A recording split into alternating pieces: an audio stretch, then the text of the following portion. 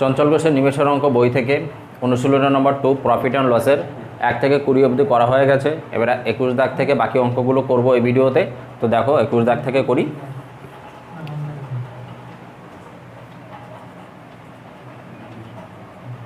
দেখো 21 দাগে বলেছে কি, এক ব্যক্তি 18% লাভে লবণ বিক্রি করে, প্রতি কিলোগ্রাম লবণ 8 টাকা কম মূল্যে বিক্রি করলে 22% ক্ষতি হয়। তাহলে প্রথমবার যখন সে সেল করছে, প্রথমবার সেলিং প্রাইস কত আসছে? 118%। ঠিক আছে, পরের বার তার 8 টাকা কম দামে বিক্রি করলে 22% ক্ষতি হয়ে যাচ্ছে। তাহলে সেকেন্ড টাইম তার সেলিং প্রাইস কত আসছে? সেকেন্ড টাইম তার সেলিং প্রাইস আসবে 78%।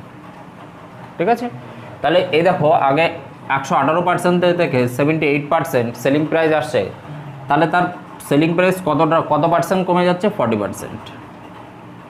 এই 40% সমানই 8 টাকা, যেটা আমাকে অঙ্কে বলে দিয়েছে। ঠিক আছে, তাহলে বলেছে প্রতি কিলোগ্রাম লবণের ক্রয় মূল্য কত। আচ্ছা, এক কাজ করি, একে ফার্স্টে 20% বাড়িয়ে ফেলি, 22 দিয়ে ভাগ দিয়ে দেবো, 20% মানে 4, তাহলে একে 5 দিয়ে গুণ দিয়ে দেবো, 100% হয়ে যাবে। একেও 5 দিয়ে গুণ দিয়ে দেবো, 20 টাকা হয়ে যাবে। তার মানে এর কস্ট প্রাইস কত? 100% মানেই কস্ট প্রাইস, আমরা বারবারই করেছি, সেটা হলো কত? 20 টাকা। এবার 22 দাগ করবো, 22, 22। ঠিক আছে, 22 এক ব্যক্তি 35% লাভে আম বিক্রি করে, প্রতি কিলোগ্রাম আম 10 পয়সা কম মূল্যে বিক্রি করলেও 20% লাভ হয়। তাহলে দেখো প্রথমবার সেলিং প্রাইস কত আসবে? 130%। ঠিক আছে, আচ্ছা সেকেন্ড টাইম সেলিং প্রাইস আমার কত আসছে? সেকেন্ড বার আসছে 120%। তাহলে সেলিং প্রাইস কত কমছে? সেলিং প্রাইস করছে 15%। ঠিক আছে, এই 15% কার জন্য কমছে? এই 15% হলো 10 পয়সা কমের জন্য কমছে। তাহলে 15% সমান আমি কত লিখবো? 10 পয়সা। ঠিক আছে, আচ্ছা তাহলে 1% সমান কত হবে? 10/15। আর 100% সমান কত আসবে আমার? 10/15 × 100। ঠিক আছে, একে 5 দিয়ে কেটে দেবো 2, 5 দিয়ে কেটে দেবো 3, তার মানে 200/3। ঠিক আছে, তার মানে 66/2/3%। ও পার্সেন্ট লাগবে না, 66/2/3 এত টাকা। আচ্ছা 66/2/3 পয়সা, সরি এটা পয়সা, এটা লাগবে না, এত পয়সা, এত পয়সা। তাহলে এটা আমার কি বেরিয়ে গেল? এটা ক্রয় মূল্য বেরিয়েছে। ক্রয় মূল্য আমাকে চেয়েছে কি? Selling price. তাহলে 200/3, এর উপর ফার্স্টে সে কী করেছিল? 135% লাভে বিক্রি করেছিল। তাহলে এর উপরে 135/100 করে দেবো। এবারে কাটাকাটি করে দিই, 3 দিয়ে কেটে দেবো, 4, 5, তাহলে কত? 90 পয়সা। ঠিক আছে, তাহলে সেলিং প্রাইস কত আসছে? 90 পয়সা। আচ্ছা এবারে 23 দাগ করবো, 23, 23। দেখো 23 দাগে কী বলেছে? এক ব্যক্তি 25% লাভে কলা বিক্রি করে, প্রতি ডজন কলা 60 পয়সা কমে মূল্যে বিক্রি করলে 5% লাভ হয়। তাহলে ফার্স্ট টাইম প্রথমবার তার সেলিং প্রাইস কত? প্রথমবার তার সেলিং প্রাইস 125%। সেকেন্ড টাইম তার সেলিং প্রাইস কত আসবে? সেকেন্ড টাইম সেলিং প্রাইস আসবে 105%। তাহলে কমছে কত পার্সেন্ট? 20% কমছে। এই 20% কত টাকার জন্য করে? 60 পয়সার জন্য করেছে, তার মানে 60 পয়সা। তাহলে 20% সমান 60 পয়সা। আচ্ছা আমাকে কলার ক্রয় মূল্য চেয়েছে, তাহলে একে 5 দিয়ে গুণ দিয়ে দাও, একে 5 দিয়ে গুণ দিয়ে দাও, তার মানে 100% সমান আমার কত আসবে? 300 পয়সা বা 3 টাকা। তাহলে এর ক্রয় মূল্য কত? 3 টাকা। ঠিক আছে, এইভাবে অঙ্কগুলো করতে হয়। এবার পরের অঙ্কগুলো দেখব। এবার 24 দাগের অঙ্কটি দেখো। 24 দাগের অঙ্কে কি বলেছে? 24 দাগের অঙ্কে বলেছে 6টি দ্রব্যের ক্রয় মূল্য 5টি দ্রব্যের বিক্রয় মূল্যের সমান।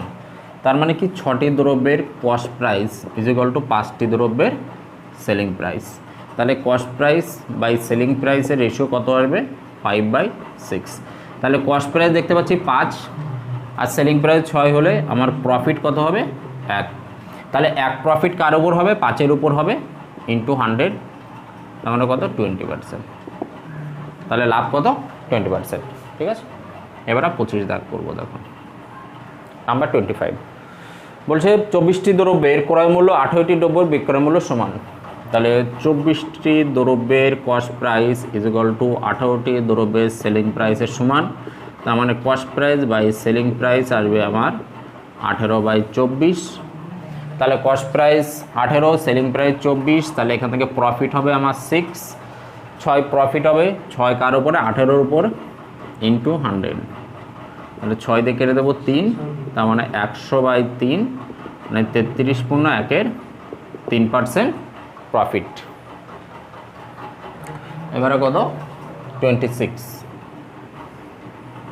দেখো 26-এ কী বলে যে 66 মিটার কাপড় বিক্রি করে 22 মিটার কাপড়ের মোট ক্রয় মূল্যের সমান লাভ হয়, তখন শতকরা লাভের হার কত? তার মানে 66 মিটার কাপড়ের সেলিং প্রাইস থেকে আমি 66 মিটার কাপড়ের কস্ট প্রাইস যদি আমি বিয়োগ দিই, তাহলে আমার যে প্রফিট থাকবে সেই প্রফিটটা এখানে নিচে লিখি, ধরছে না। আচ্ছা 66 মিটার কাপড়ের সেলিং প্রাইস থেকে আমি 66 মিটার কাপড়ের কস্ট প্রাইস যদি বিয়োগ দিয়ে দিই, তাহলে আমার প্রফিট কি থাকছে? প্রফিট থাকছে 22 মিটার কাপড়ের ক্রয় মূল্যের সমান, তার মানে 22 মিটার কাপড়ের কস্ট প্রাইসের সমান থাকছে। ওকে, 66 মিটার কাপড়ের সেলিং প্রাইস থেকে 66 মিটার কাপড়ের কস্ট প্রাইস বাদ দিয়ে দিলে আমার 22 মিটার কাপড়ের কস্ট প্রাইসের সমান থাকছে। তাহলে এখান থেকে দেখতে পাবো 66 মিটার কাপড়ের selling price is equal two, এটাকে এই পাশে নিয়ে গেলে যোগ হয়ে যাবে, যোগ হয়ে গেলে আমার আচ্ছা 22 সিপি প্লাস 66 কস্ট প্রাইস, তার মানে 66 SP is equal two 88 CP cost price. তাহলে সেলিং প্রাইস আর কস্ট প্রাইসের এবারে রেশিও করে দেবো 88/66। এটাকে একটু ছোটো করে নিই, 22 দিয়ে কেটে দেবো 3, 22 দিয়ে কেটে দেবো 4, মানে 4/3। তাহলে দেখতে পাচ্ছি কস্ট প্রাইস 3 হলে সেলিং প্রাইস কত 4, অতএব প্রফিট আমার কত হচ্ছে 1। এই 1 প্রফিট কার উপর হবে? 3-এর উপর হবে, কস্ট প্রাইসের উপরে 3 ইন্টু 100 করে দিলে আমার আসবে 33.1-এর 3%। তাহলে প্রফিট কত? 33.1-এর 3%। ওকে, আচ্ছা এখানে ধরবে 26, এবার 27 দাগ করবো। দেখো 27-এ কী বলছে? এক ব্যক্তি 21টি লজেন্স ক্রয় করে একই লজেন্স টাকায় কটি বিক্রি করলে 5% লাভ হবে। দেখো এটা দুটো পদ্ধতিতে শিখিয়ে দেবো তোমাদের।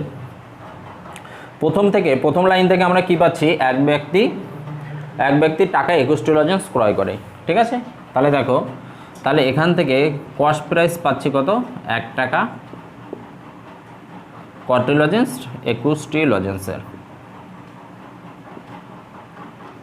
ওকে, এবারে কি করবে সে হলো গিয়ে একই লজেন্স টাকায় কটি বিক্রি করলে 5% লাভ হবে। তাহলে তাকে 5% লাভ হতে হবে, তার মানে তার সেলিং প্রাইস কত হবে? এর উপরে 5% দেখি, এর উপরে 5% বাড়িয়ে দিই, 105/100, এটা 5 দিয়ে কেটে দেবো 21, 20, তার মানে 20/21। এইটা হতে হবে কি এর সেলিং প্রাইস। তাহলে এই টাকায় সে কটে বিক্রি করবে? এই টাকায় সে এই 21টি লজেন্সে বিক্রি করবে। তাহলে এখান থেকে দেখব যে 21/20 টাকায় বিক্রি করে করতেই 21টি লজেন্স, ঠিক আছে। তাহলে 1 টাকায় কটে বিক্রি করবে? 1 টাকায় কম 21/20, এটাকে উল্টে যাবে 21 ইন্টু 20/21, এটা কেটে গেল, তার মানে কটি আসছে? 20টি, ঠিক আছে। এটা গেল একটা বেসিক পদ্ধতি, যে কি তার কস্ট প্রাইস 1 টাকা ছিল, 5% লাভ করতে গেলে তাকে সেল করতে হবে কত? 21/20 টাকায়। তাহলে 21/20 টাকায় সে কটে বিক্রি করবে? 21টি। 1 টাকায় কটে করবে? 20টি, ঠিক আছে। আচ্ছা দেখো এই অঙ্কটা আর কীভাবে করা যায়, এর একটা শর্টকাট আছে, এর একটা শর্ট ট্রিক আছে, ঠিক আছে। এই শর্ট ট্রিকটা দেখো কি, যখন তোমরা প্রাইসের CP is to cost price, CP cost price is to selling প্রাইসের যখন আমরা অনুপাত করে দেব, ঠিক আছে, এই অনুপাতটা ঠিক উল্টো হয়ে যাবে আমার কোয়ান্টিটি মানে পরিমাণ। এই অনুপাতটা ঠিক উল্টো হয়ে যাবে অনুপাত, ঠিক আছে। দেখো সে 5% লাভ করেছে, 5%, তার প্রফিট 5%, 5%-এর ভগ্নাংশ ভ্যালু কত 1/20। তার মানে নিচেরটা হলো গিয়ে কস্ট প্রাইস আর উপরেরটা হলো গিয়ে প্রফিট। তাহলে তার সেলিং প্রাইস কত আসবে? সেলিং প্রাইস আসবে 21, ঠিক আছে। বা এইভাবে আমরা লিখতে পারতাম যে যদি তার কস্ট প্রাইস 100 হয় তাহলে সেলিং প্রাইস কত হতে হবে? 105। এটাকে 5 দিয়ে কেটে দিলে এটা হয়ে যেত 20 আর এটা হয়ে যেত 21, ঠিক আছে। তাহলে দেখো কস্ট প্রাইসের সেলিং প্রাইসের রেশিও কত আসছে আমার? 20:21। তাহলে এর ঠিক অপোজিট হয়ে যাবে আমার কি? কোয়ান্টিটি। তার মানে 21:20 হতে হবে, এটা হলো কি কোয়ান্টিটি হতে হবে। আর আমাকে দেখো কস্ট প্রাইসের পাশে কোয়ান্টিটি কত হচ্ছে? 21, আর 21-এর ভ্যালু, এই 21-এর ভ্যালু এই অঙ্কে আমার দিয়ে দেওয়া আছে 21টি। তাহলে 20-র ভ্যালু কত? 20টি। তার মানে সে 1 টাকা কটে বিক্রি করবে? 20টি, ঠিক আছে। এইটা আমি আবার পরের অঙ্কটায় দেখিয়ে দিচ্ছি বিস্তারিত, দেখো কিভাবে হয়। 28 দাগের অঙ্কটি দেখো 28। 28 দাগে কী বলেছে? বলেছে এক ব্যক্তি টাকায় 30টা লেবু ক্রয় করে, একই লেবু টাকায় কটে বিক্রি করলে 20% লাভ হবে, ঠিক আছে। তাহলে এইমাত্র কী বললাম? কস্ট প্রাইস আর সেলিং প্রাইসের রেশিও করে দাও। এখানে কি আছে আমার? 20% লাভ, 20% প্রফিট, ঠিক আছে। তার মানে কস্ট প্রাইস যদি 100 হতে হয় তাহলে সেলিং প্রাইস কত হতে হবে? 120। তাহলে এই রেশিও হলো গিয়ে কত? 5:6, ওকে। তাহলে প্রাইসের যা রেশিও হবে, প্রাইসের রেশিও ঠিক অপোজিট আমি কি বললাম? কোয়ান্টিটির রেশিও হবে কোয়ান্টিটি, ঠিক আছে। তাহলে এইটা হতে হবে 6 আর এইটা হবে কত? 5। তাহলে দেখো এবারে দেখো ভালো করে দেখো, 1 টাকায় সে কটি লেবু ক্রয় করেছিল? 30টি, ঠিক আছে। তার মানে কি এই 6-এর ভ্যালু, এই যে 6 এখানে যে আমার 6 ইউনিট এসছে, এই 6-এর ভ্যালু কত? 30টি। তার মানে 6-এর কত গুণ? 6-এর 5 গুণ। তাহলে একেও 5 গুণ করে দাও, ধরো 25টি, ঠিক আছে। তাহলে সে কতটি করে বিক্রি করবে? সে এখানে রয়েছে আমার কী চেয়েছে?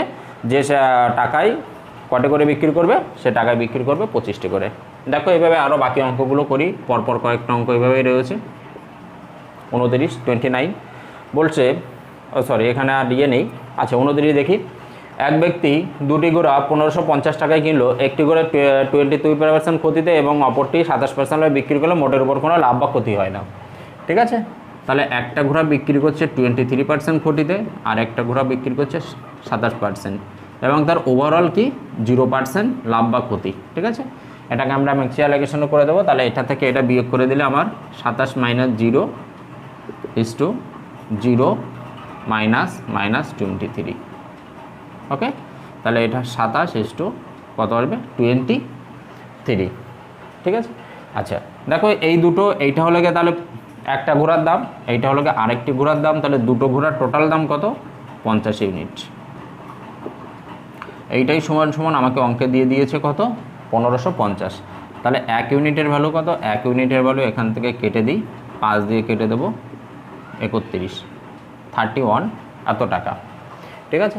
আমাকে চেয়েছে কি? আমাকে চেয়েছে যে তবে ঘোড়ার দুটির ক্রয় মূল্য কত, ঠিক আছে। তাহলে আমাকে এটা 27-এর ভ্যালু আর 23-এর ভ্যালু বের করলে আমার হয়ে যাবে।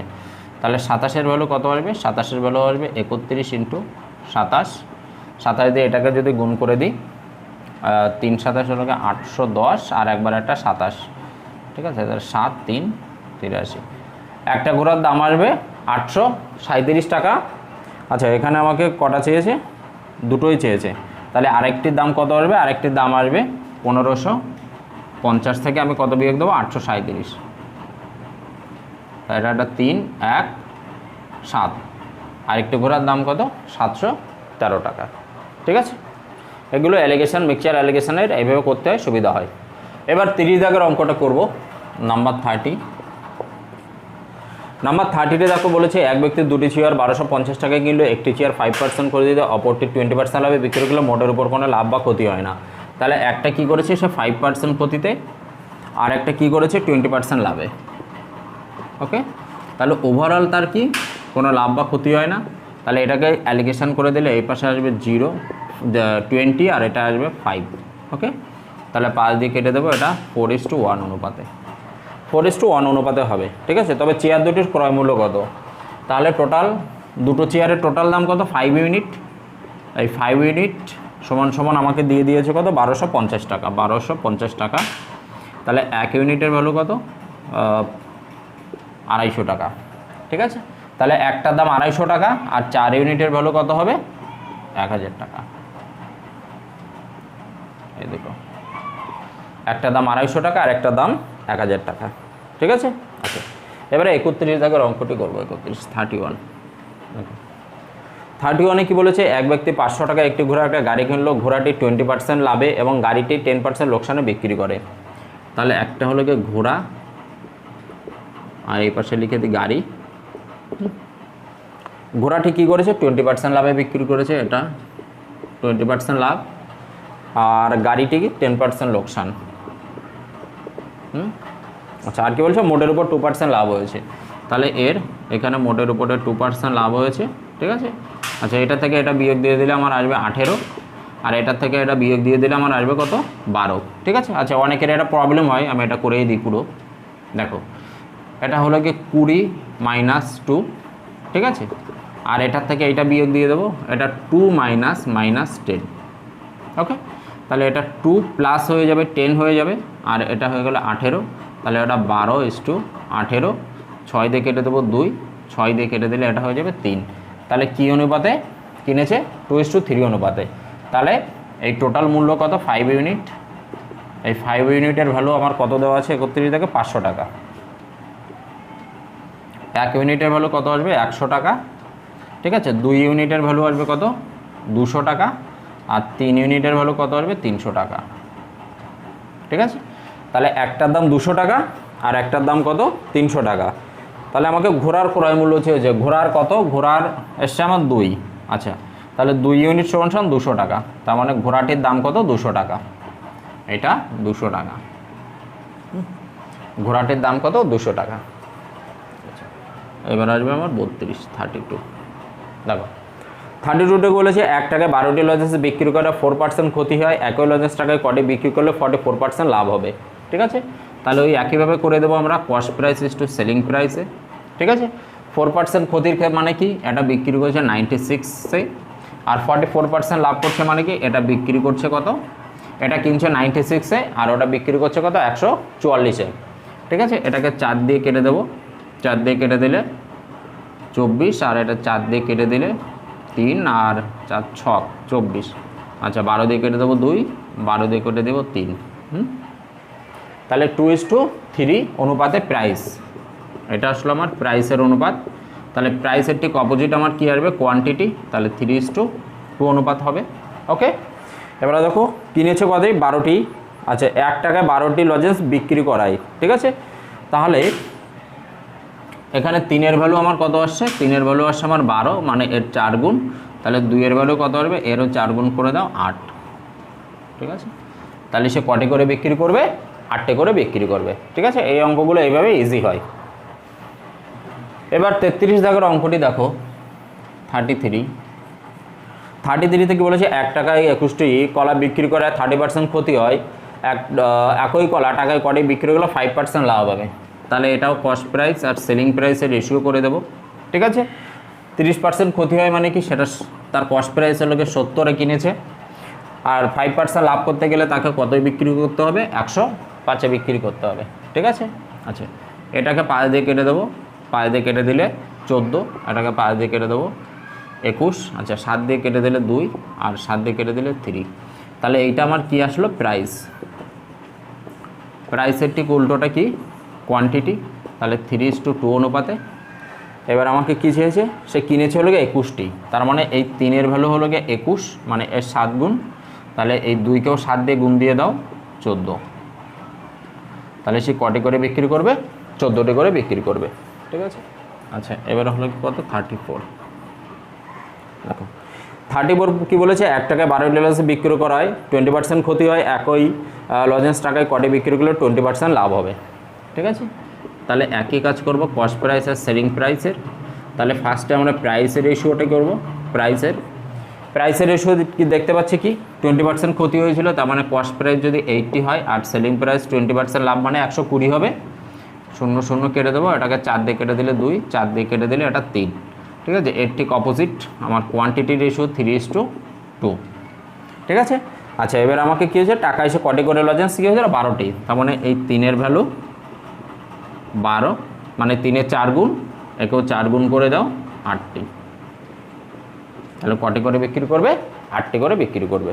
ওকে, আচ্ছা এবারে লাস্ট অঙ্ক এই চ্যাপ্টারের, এই অনুশীলনের লাস্ট অঙ্ক 35।